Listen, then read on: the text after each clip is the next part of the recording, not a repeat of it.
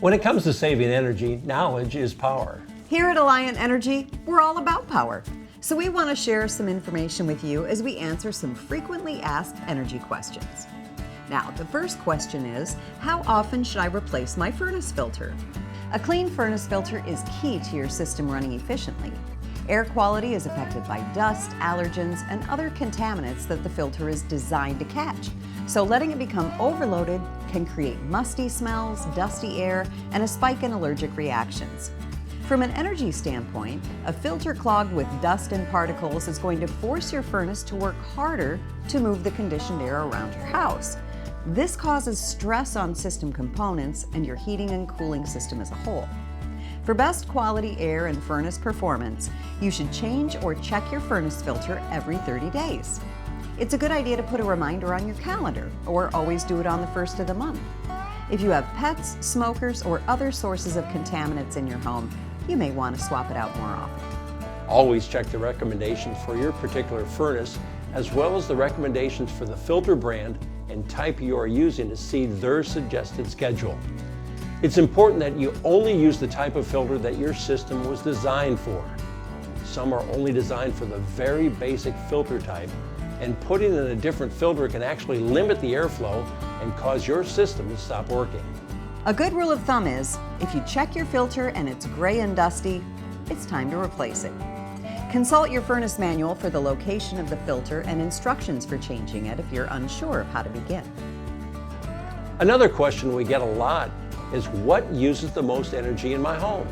According to the U.S. Energy Information Administration, the piece of equipment that uses the most energy in a typical home is the heating and cooling system. It can account for roughly half of a household's total energy consumption. Electric water heaters usually place second on the list, followed by other major appliances like refrigerators, washers, dryers, and ovens, depending on your family's usage. The good news is, if you're an Alliant Energy residential customer, you don't have to guess. Through my account on AlliantEnergy.com, you can access a free online tool called My Home. You can see a detailed breakdown on how your home uses energy.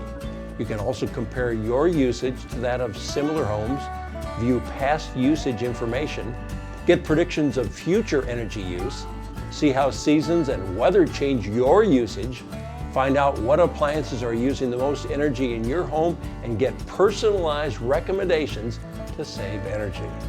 For more information, visit AlliantEnergy.com/myhome. What is the best temperature to set my thermostat?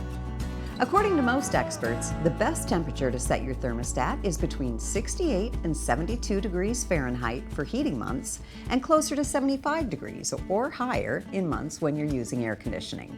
For extra energy savings, try these tactics. At bedtime or when away from home in the winter, aim to lower your thermostat 7 to 10 degrees.